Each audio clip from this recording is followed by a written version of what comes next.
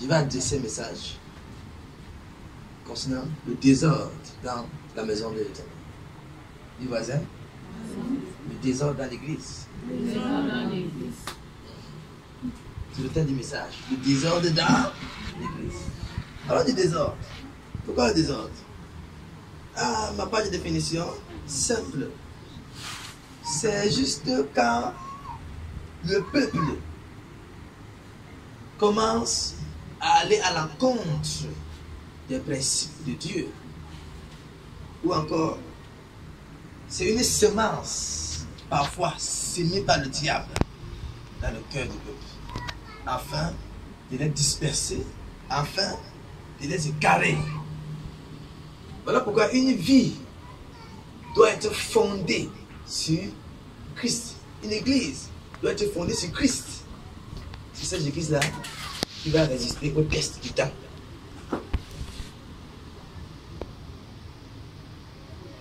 Alléluia. Quand Christ est là, certes, le désordre viendra, mais lui mettra l'ordre dans son église. Amen. Si je prie, tu pries et nous prions, et nos églises seront sauvées.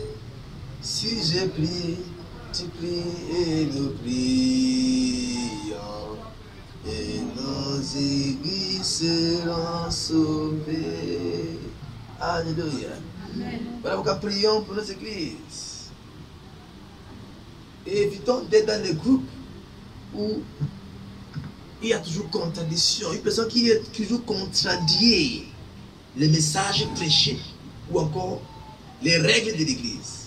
Ne fréquente pas cette personne si tu aimes cette église-là. Ok? Faites tes propres constats. Ok? Une personne qui fait qui critique et est toujours là. Trahir les personnes avec le pasteur. Et après avertissement, ça se répète encore. L'église mettra cette personne. Car le désordre n'est pas dans la maison de Dieu, mais hors. Ok? Nous permettons que les gens de l'extérieur calomnient, sabotent, critiquent, mais pas à l'intérieur. À l'intérieur, c'est ceux qui veulent changer. Ceux qui sont venus étant désordonnés, qui désirent être ordonnés. Ceux qui sont venus étant sales et qui désirent être propres. Ce sont ce genre de personnes que l'Église garde. Au nom de Jésus-Christ. Amen. Donc, notre but, ce n'est pas d'amasser une foule de gens, mais une foule de disciples disciplinés de Jésus-Christ. Amen. C'est notre mission. Amen. Acclame Dieu, acclame Dieu. Alors, lisons dans la Bible 1 Thessaloniciens, chapitre 5, verset 14. Je vais dire, nous vous prions aussi, frères, avertissez ceux qui vivent dans le désordre, consolez ceux qui sont abattus, supportez les faibles, usez de patience avec tous. Voilà.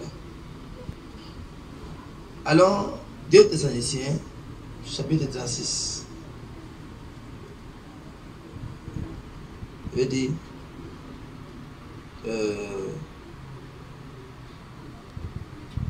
Jacques plutôt, s'il vous plaît. Chapitre 3, verset 16.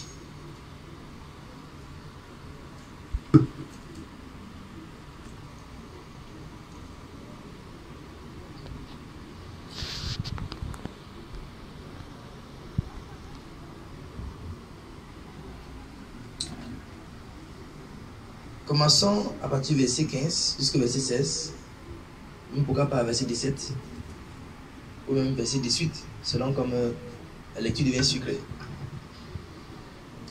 Cette sagesse n'est point celle qui vient d'en haut, mais pourquoi pas verset 14 s'il vous plaît?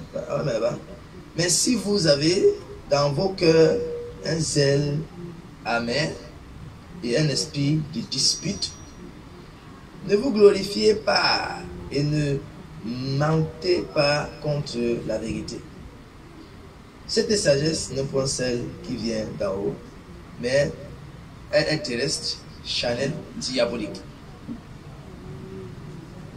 Car là où il y a un zèle amer et un esprit de dispute, il y a du désordre et toutes sortes de mauvaises actions. La sagesse d'en haut est premièrement pure, ensuite pacifique, modérée, conciliante, pleine de miséricorde et de bons fruits, exempte de disputes,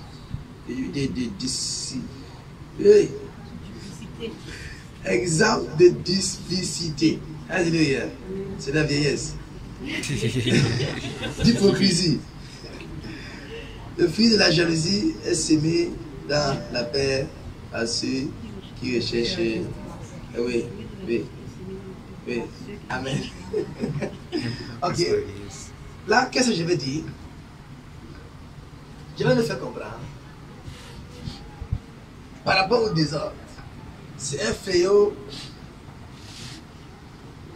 beaucoup plus diabolique. Quand des personnes viennent à l'église, première intention, nous voulons changer, nous voulons chercher la face de Dieu. Nous sommes venus pour connaître Dieu. Pourquoi 1, 2, 3, 4 ans après, c'est toi qu'on discipline encore à cause du désordre. C'est toi qu'on est en train d'excommunier ou encore chasser hors de l'église pour désordre. Beaucoup d'entre nous, nous n'avons pas peur de Dieu. Nous commençons à avoir peur de Dieu dans les premiers moments. Quelques mois après, c'est là-bas que nous constatons qui voulait vraiment venir à l'église pour connaître Dieu et pour changer. Une personne qui est là aujourd'hui pour changer, on verra tes fruits dans quelques mois. On verra tes fruits dans quelques mois. Ça ne veut pas dire que même après quelques mois, tu ne te trouveras pas dans un tel désordre. Mais quand on te mettra à l'ordre, tu vas te redresser. Il y en a ici qui n'aiment pas être réprimandés de leurs erreurs. Après réprimande, oh, ce genre d'église, ce genre d'église est comme ça. Qui est même ce pasteur? Qui est même ce dirigeant qui ose me réprimander? Moi qui représente telle tête dans ma famille. Je me dis, tu n'es pas dans ta famille maternelle, il ta famille maternelle ici. Tu es dans ta famille céleste. Alléluia. Le suprême, c'est Dieu.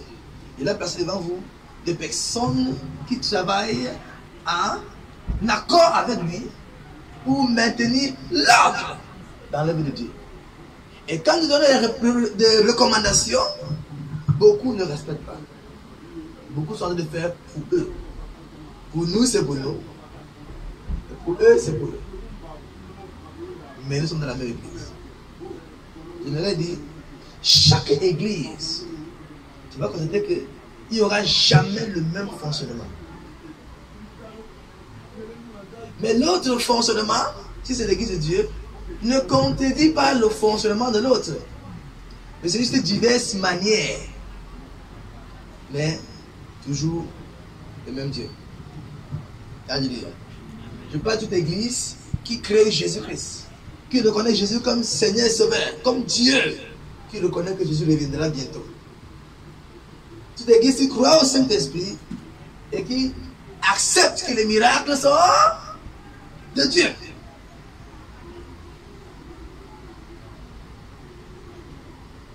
Pour certaines personnes, pour entrer, retirer les chaussures avant d'entrer.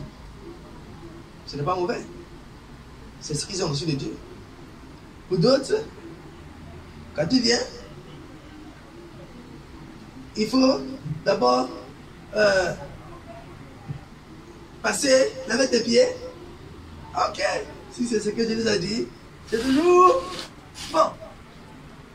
Pour d'autres, si tu ne te voiles pas, on te bloque là. On te donne le foulard. Tu te voiles avant d'entrer. Si tu refuses, on te fait retourner tout le bar. Mais c'est le sable. Ok? Alléluia. Dans certaines églises, c'est une recommandation de Dieu. Et dans d'autres, non. Alléluia. Mais le plus important, c'est que Christ est prêché en tant que Seigneur et peu importe le fonctionnement, que Jésus soit au centre dans l'église. Peu importe le fonctionnement, que Jésus soit celui qu'on présente. Mais d'autres personnes sont déjà des co-pasteurs avec le pasteur de l'église. Non, cette règle-là, je ne suis pas d'accord. Je suis pas d'accord.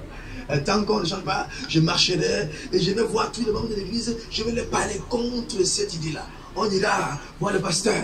Non, on n'est pas d'accord. On n'est pas d'accord. Là, là, là. Non. Non.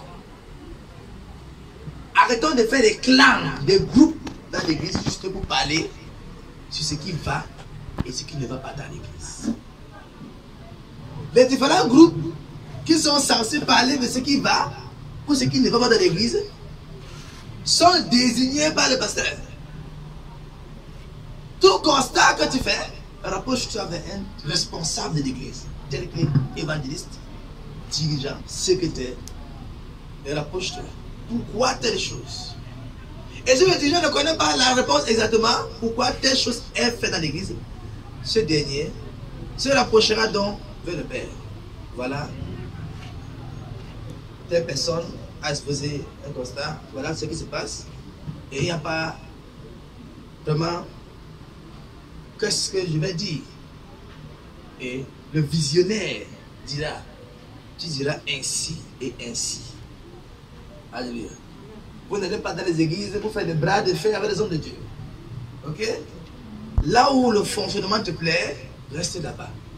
Là où le fonctionnement ne te plaît pas, tu es libre d'aller ailleurs. Jusqu'à ce que tu trouves là où le fonctionnement te plaît de A à Z. Jusqu'à ce que il n'y a rien là-bas qui t'énerve. Et si tu dis qu'il y a l'autre qui t'énerve, mais tu peux supporter, reste. Ok? Mais si tout t'énerve, mais s'il y a un fonctionnement qui t'énerve, au point où tu ne veux pas rester, ne dis pas qu'on change, quitte seulement. On ne changera pas un fonctionnement ici à cause d'une personne. Si l'église commence à 17h30, on ne changera pas à cause d'une personne s'est levée et dit non, l'heure ne me plaît pas. Qui es-tu? Qui es-tu? Alléluia. On ne fait pas des choses pour plaire à un fidèle qu'on ne sait pas si elle va rester 2 mois de plus. Hein? Si ce n'est pas la mort qui peut t'enlever, c'est que tu peux te fâcher, n'est-ce pas? Donc, les règles sont placées et les portes sont ouvertes à quiconque accepte les règles là. N'est-ce pas? Dis voisin, les règles de chaque église sont placées là. Celui qui est d'accord reste. Celui qui n'est pas d'accord, heureusement qu'il y a plusieurs églises. Dis ça à ton voisin. Dis voisin. Celui qui est d'accord peut rester. Celui qui n'est pas d'accord, il y a plusieurs églises. Heureusement. Acclame le Seigneur. Amen. C'est ça donc qui va amener la paix. Parce que beaucoup de personnes, au lieu de rester, si tu aimes l'église là, reste et ne critique pas. Supporte les règles. Même si tu n'es pas content, si tu aimes l'église là, tu n'as pas envie de quitter, ne critique pas. Aligne-toi, même si tu n'es pas d'accord. Et notons que tu n'es pas obligé d'être toujours d'accord des règlements intérieurs de l'église. N'est-ce pas? Tu es censé faire selon et non agir contre. Là, c'est être rebelle. Et les rebelles sont des personnes qu'on doit mettre hors. Même sans vouloir, on est obligé par la Bible. N'est-ce pas? L'apôtre Paul nous faisait comprendre qu'il y a déjà des personnes qu'on doit mettre hors de notre milieu. Il y a des personnes qu'on ne doit pas les agréer dans l'église. Les personnes qu'on doit les voir, détecter certaines choses, on les met hors. Parce qu'il n'y a pas une seule église au Cameroun. Il y a plusieurs églises. Et il y a des églises où on permet ce que tu aimes là. Va là-bas. Parce que rester critiqué, c'est détruire toi-même ta propre vie. Ok? Même si l'église est dans l'erreur, rester critiqué te maudit toi-même. Vous comprenez, non? Voilà pourquoi moi-même, vous ne m'entendrez pas me lever, dire tel homme de Dieu est faux, tel est vrai. Non! Vous comprenez? Vous comprenez, non? Si tu me dis que tel homme de Dieu est faux, je peux venir partager ce que Dieu m'a dit et je laisse croire de tel homme de Dieu, cet homme de Dieu là, ce que tu veux croire. Ok? Mais je ne passerai pas ici au de présenter Jésus-Christ. Je parle si l'autre est vrai ou l'autre est faux. Vous comprenez, non? Pour fuir les problèmes avec Dieu. Et vous aussi, fuyez les problèmes avec les serviteurs de Dieu ou les églises en retirant ton pied si tu n'es pas à l'aise. Que de rester, voulant arranger avec ta bouche, tu rassembles les gens pour murmurer, croyant que ça va s'arranger. Ça va plutôt créer un clan diabolique. C'est comme ça que ça s'est passé au ciel. Satan est allé voir des gens, les rassembler et les parler contre le fonctionnement de Dieu, contre le règne de Dieu. Ils ont dit non, nous allons le descendre. Nous allons le descendre. Et allant le descendre, ils ont été précipités. Les voilà en train de souffrir. Les voilà en train d'être brûlés par le feu chaque jour. Quand on dit le feu, ça part que chez eux. Au nom de Jésus-Christ. Faisons petite attention. Beaucoup ont mal parlé des églises et ont souffert. Tu peux partager ton expérience avec une église dans laquelle tu as été, n'est-ce pas? Et tu n'y es plus. Mais ne pas parler contre cette église. C'est ça, critiquer l'église là, calomnier, saboter, encore beaucoup d'autres choses. Ok? Alors, bien aimé, laissez-moi aller un peu rapidement en nous faisant comprendre. Pourquoi pas restons dans le cadre de l'église ici, acclamez pour vous-même parce que vous êtes des fidèles. S'il faut parler de la GJFT, il faut dire la GJFT est une église remplie de personnes ordonnées et disciplinées. S'il faut parler de la GJFT, on dira que la GJFT est presque 3 ans d'âge. Et jusqu'à présent, aucun désordre n'a pu résister plus d'une semaine. Amen. Tout ce qui naît est coupé et jeté. Amen. Tout ce qui naît est coupé et jeté. Parce que Jésus-Christ est au centre de la GJFT. Amen. Il a su lors dans son église, il a su que tout se passe bien. Il a su que tous les désordonnés sont détectés et sont excommuniés. Amen. On leur donne la possibilité de rejoindre une autre église. Peut-être là-bas, ils peuvent respecter les ordres de là-bas, ou encore là-bas il y a le désordre, là où ils peuvent bien être. Hein? Là-bas c'est le genre que pasteur permet qu'il y ait, qui est, tu me gosses, je te gosse. Au nom de Jésus-Christ. Donc nous sommes là pour bâtir un peuple. Hein? Nous sommes là pour bâtir une génération de disciples. Pourquoi disciples? Parce que vous êtes là, vous écoutez, vous grandissez. Vous êtes d'abord là pour servir Dieu, pour le suivre, afin qu'il vous conduise jusqu'à ce que vous puissiez hériter le ciel comme lui. D'ailleurs même, vous êtes déjà héritier du ciel. Vous êtes citoyen du ciel sur la terre. N'est-ce pas? Mais pour entrer là-bas, il faut suivre les pas de Yeshua Christ. Alléluia. Et encore, nous sommes bâtis, parce que notre vision est bâtie des disciples, des soldats en deuxième position. Parce que vous devez être des personnes fortes au point où Satan ne peut pas résister devant vous. Satan n'a pas de choix que de se prosterner quand il voit ton visage. Amen. Satan n'a pas de choix que de te gêner quand il voit ton visage. Amen. Et là où tu es là, quand tu pries, il y a le résultat. Pourquoi le résultat? Il y a le résultat parce que tu es un soldat. Un soldat ne paie jamais. Un soldat est toujours vainqueur dans la bataille. Vous êtes là pour être bâti dans la prière afin d'être des soldats. Bâti dans la prière afin d'être des soldats dans la prière. Afin d'être des soldats, des guerriers de prière. Vous êtes là pour être bâti dans l'enseignement afin d'être des personnes qui peuvent utiliser la parole de Dieu pour se défendre.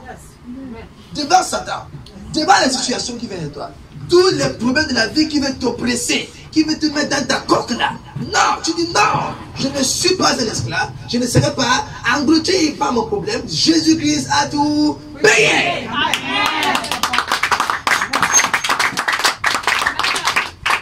Jésus a utilisé la parole pour défier Satan. Il n'a pas fermé sa bouche pour que le diable puisse l'emballer. Voilà pourquoi vous êtes bâtis. Il faut être des disciples, des soldats maintenant. Après être enseigné, vous devenez au fur et à mesure des soldats. Parce que ce qu'on vous dit, ce n'est qu'aux soldats qu'on dit ça. Aux futurs soldats. Alléluia. Et en troisième position, il sera vous bâtir des vainqueurs. Depuis le jour où vous avez donné vos vies à Jésus-Christ, vous êtes devenus vainqueurs dans tout. Automatiquement vainqueurs. Vous comprenez? Maintenant, pour que cette nature de vainqueur puisse s'exprimer, il a fallu que vous soyez d'abord disciple, ensuite soldat. Ce n'est qu'en étant disciple, ensuite soldat, qu'un vainqueur est né. Amen. Du voisin? Ce n'est qu'en étant disciple, ensuite soldat, qu'un vainqueur est né. Un vainqueur est né. Alléluia. Amen. L'enfant d'un roi n'est pas automatiquement roi, mais il doit d'abord naître, ensuite grandir, attendre la mort de son père, aussi être roi. Amen. Vérité. Alléluia. Donc, c'est ce que tu es. Du voisin, c'est ce que tu es. C'est ce que tu es. Du voisin, tu es déjà là. Tu es déjà là. Alors change ta mentalité. Change ta mentalité. Continue Continue. pour être un disciple, Pour être un disciple. un soldat Un soldat. et un vainqueur Et un vainqueur. pour Jésus en cette fin de temps. Jésus en ce fin de temps.